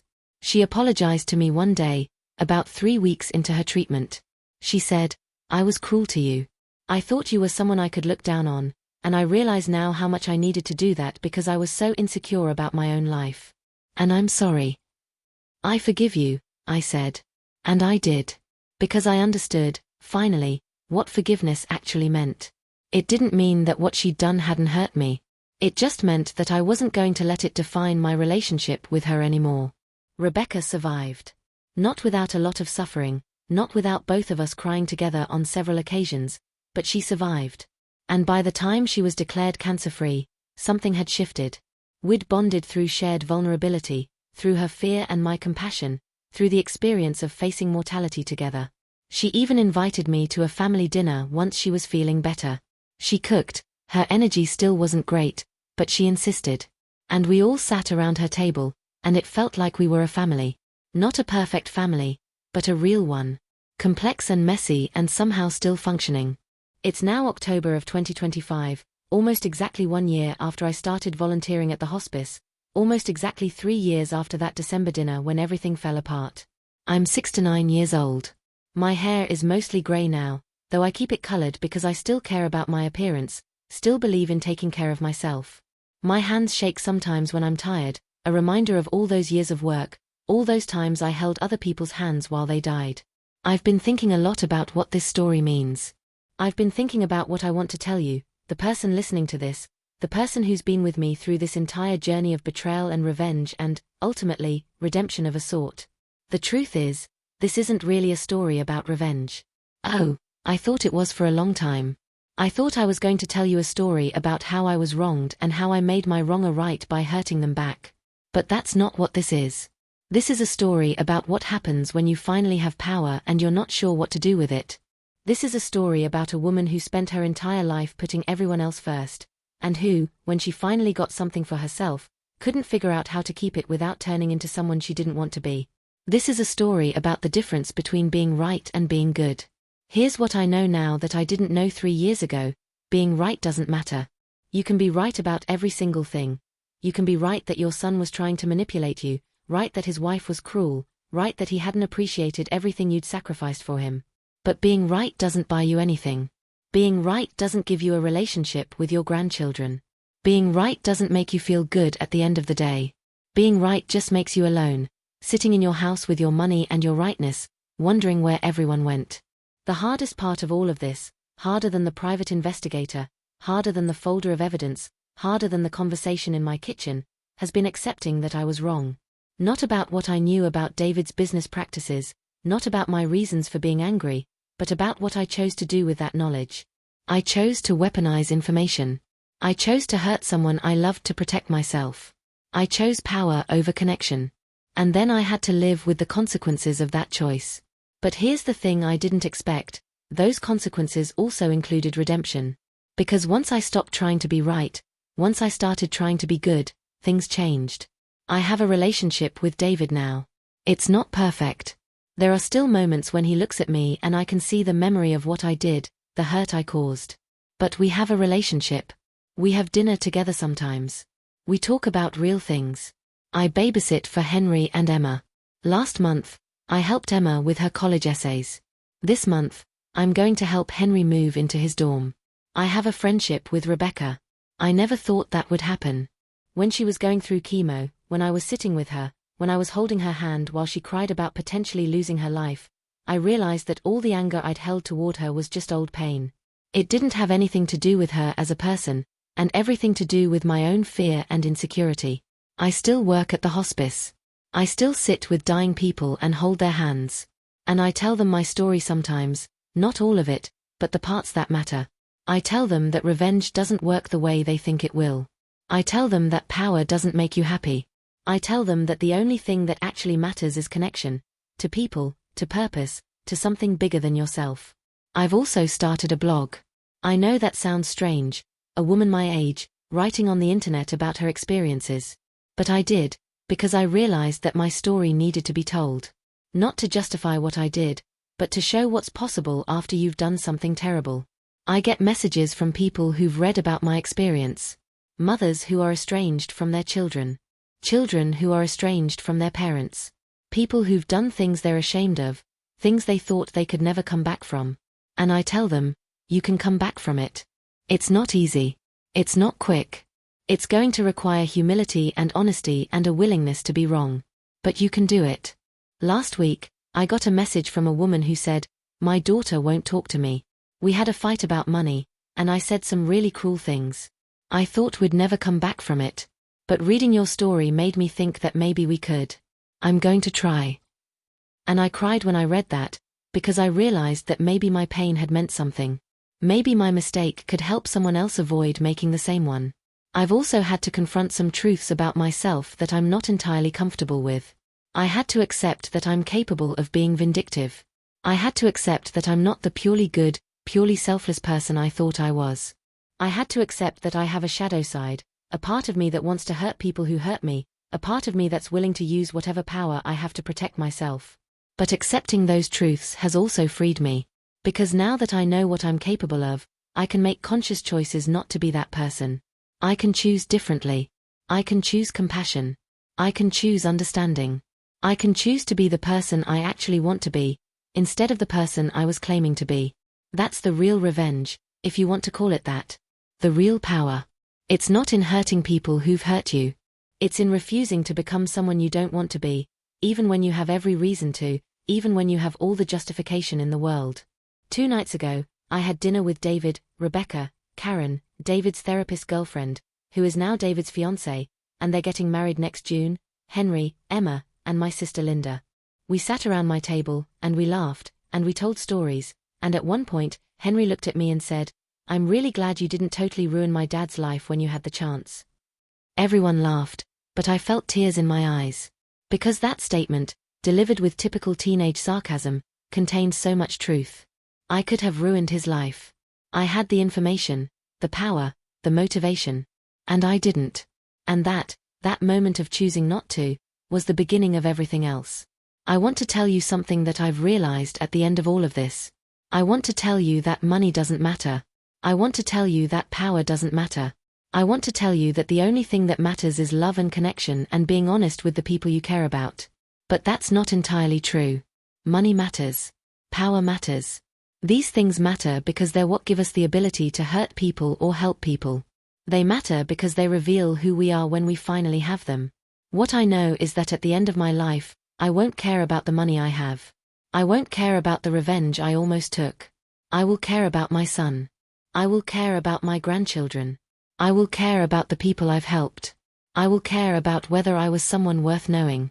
And I think, I hope, that by the time I'm actually dying, lying in some hospice bed, having someone hold my hand, I'll be able to say yes to that. Yes, I was someone worth knowing. Yes, I tried to be good, at least in the end. Yes, I loved people more than I loved being right.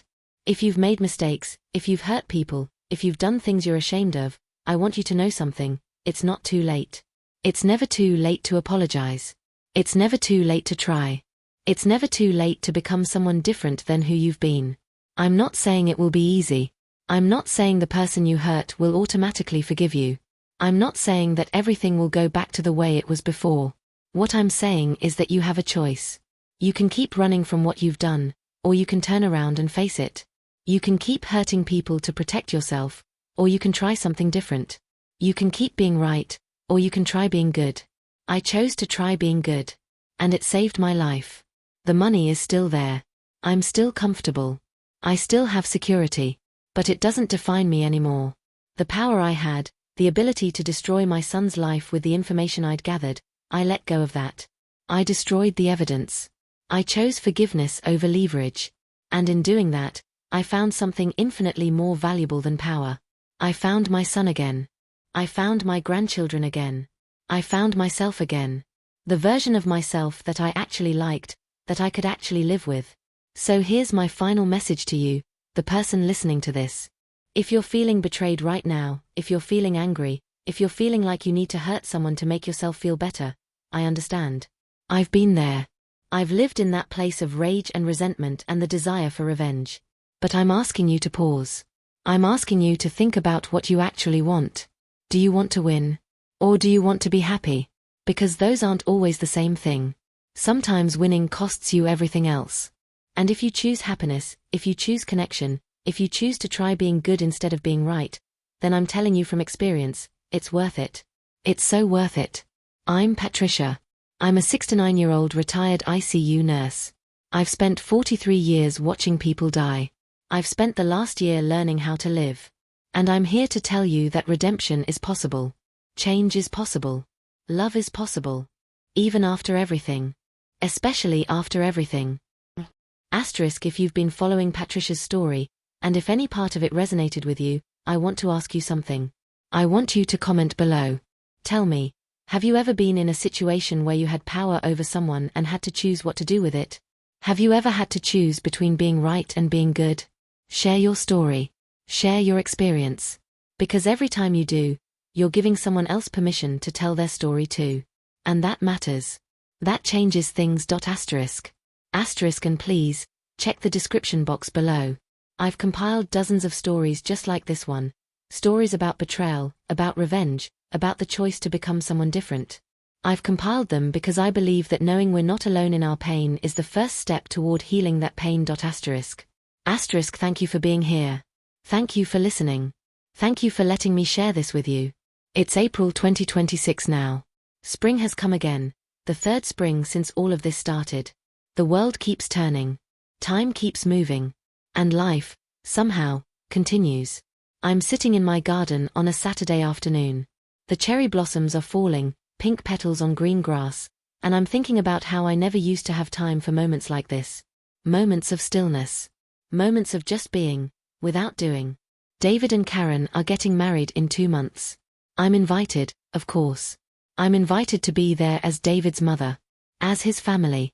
As someone he wants by his side on one of the most important days of his life. That still feels like a miracle to me sometimes. Henry got accepted to his first choice college.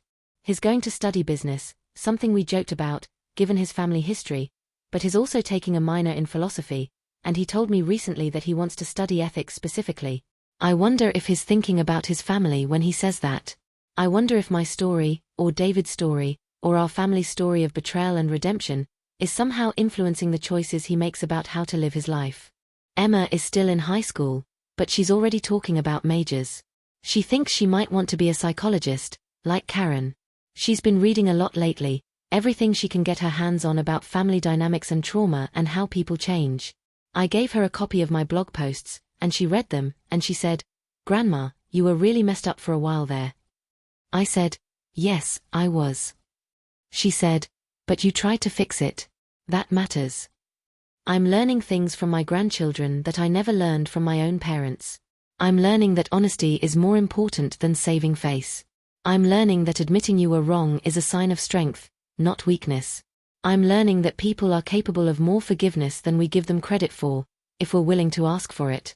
Rebecca and I still talk regularly. Her hair is growing back in, it's grey like mine, and she says she's thinking about not dyeing it anymore. She said, "Life's too short to pretend to be something you're not." I agreed with her. We've become the kind of friends that surprises everyone, the ex-wife and the ex-boyfriend's mother. But it makes sense to us. We survived something together. Shared suffering creates bonds that can't be broken. Diana, my friend from nursing school, came to visit last week.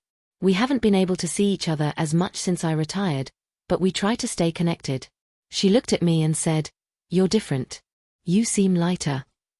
"I am lighter," I said. "I let go of a lot of weight." "But you also look happier," Diana said. "Like something inside you settled."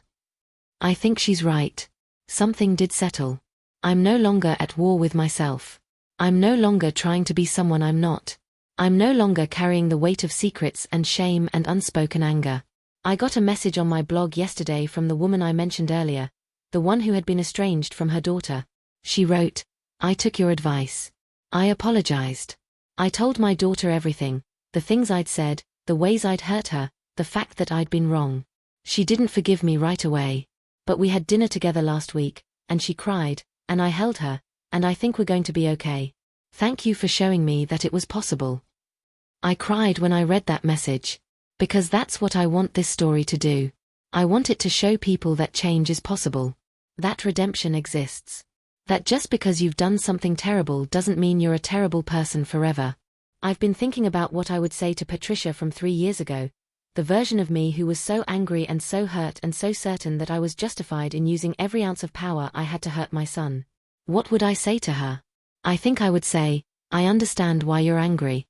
I understand why you feel betrayed. I understand why you want him to feel what you've been feeling. But I'm begging you to find another way. I'm begging you to choose something different. Because the path you're about to go down doesn't lead to satisfaction. It leads to isolation. It leads to a version of yourself that you won't recognize and won't like. I would tell her, the money is going to be there no matter what. The power is temporary. The only thing that matters, the only thing that will matter when you're dying, is love. Connection. Being known by the people you love and knowing them in return. I would tell her, your son is going to ask you for money someday, and it's going to feel like a betrayal. But what it really is an opportunity. An opportunity to set boundaries. An opportunity to teach him that he needs to figure out how to take care of himself. An opportunity to be a different kind of mother than your mother was. But it's not an opportunity to destroy him. It's not an opportunity to prove how powerful you are. I would tell her, you are already powerful. You are already enough. You don't need to prove anything to anyone. But of course, she wouldn't believe me. Just like I didn't believe anyone who tried to tell me these things when I was in the depths of my anger. You have to live through it. You have to make the mistakes. You have to hit rock bottom. And then you have to choose to climb back up. That's what I did. And I'm still climbing. I'm still learning. I'm still becoming. I go to therapy now. Karen recommended a therapist specifically trained in family trauma, and we do sessions together sometimes, me and David and Karen. We talk about what happened, why it happened, how we can move forward. Some sessions are hard. Some sessions involve a lot of crying. But all of them are necessary. I also volunteer more at the hospice now. I work there 3 days a week. I sit with people who are dying, and I tell them my story if it seems like they might benefit from hearing it. Most of them don't judge me. Most of them understand that people do cruel things when they're scared and hurt. Most of them just want to know that redemption is possible, that they can be forgiven, that they won't be defined forever by their worst moments. I started a mentorship program at the hospice for young nurses. I teach them about patient care, of course, but I also teach them about boundaries. I teach them how to take care of themselves so they don't burn out like I did. I teach them how to say no without feeling guilty. I teach them how to maintain their compassion without losing themselves. I wish someone had taught me those things. I wish I'd known, when I was 25 years old, starting out in the ICU, that I didn't have to give everything. That I could care deeply without sacrificing my entire life. That I could be a good nurse and still be a person. But I didn't know that. So I gave everything. And then, when I finally had something left to give myself, I didn't know how to do it. I didn't know how to keep something for myself without turning it into a weapon. I didn't know how to maintain boundaries without becoming cruel. Now I know. And I'm trying to pass that knowledge on.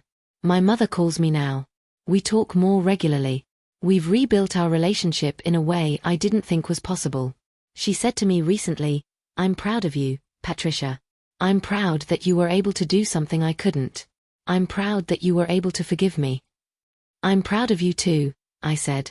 For being brave enough to leave a bad marriage. For choosing yourself when that was still considered selfish. For showing me that sometimes you have to break things to put them back together right. We're planning a trip together this summer. Just me and my mom and Linda. The 3 of us. We've never done something like that before. My mother and I were estranged for so long, and Linda and I were never particularly close. But I'm hopeful. I'm hopeful that we can become a family in a way we never were before. I'm 69 years old, and I'm hopeful about my future. That's something I never thought I'd say. I'm not young anymore. I'm not going to have endless time.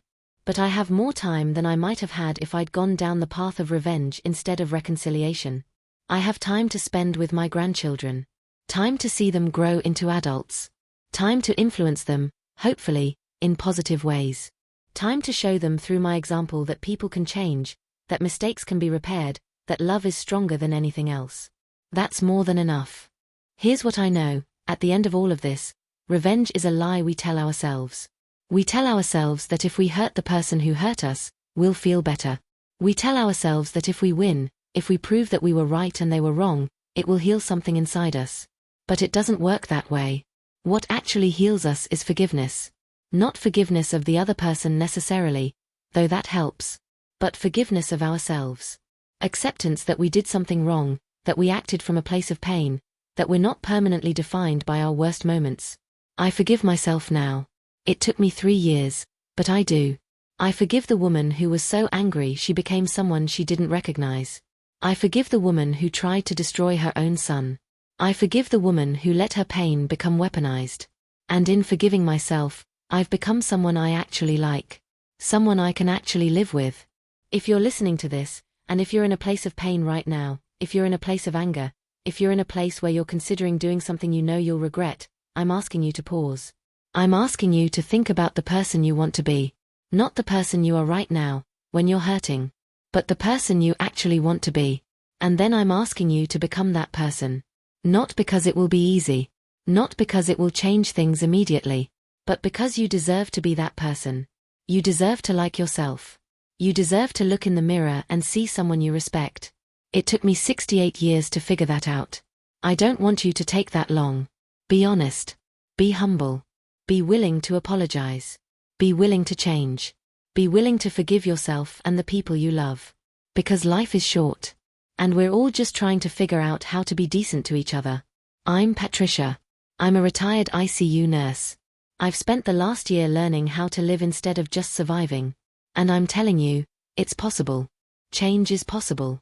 Redemption is possible. Even for someone like me. Even after everything. Thank you for listening to my story. Truly, thank you. I know I've asked a lot of you to sit with me through my anger, my shame, my journey toward redemption. But I hope that by sharing this, I've given you something. I hope I've given you hope that things can get better. I hope I've given you permission to forgive yourself for the things you've done wrong. I hope I've given you permission to try again. Please, comment below. Tell me where you're watching from. Tell me if any part of my story resonated with you. Tell me your story. Because when we share our stories, we create connection. And connection is the only thing that really matters. And please, check the description box below. I've compiled more stories like this one. Stories about family, about betrayal, about the choice to forgive. Stories that might help you in whatever situation you're facing. Until next time, be kind to yourself.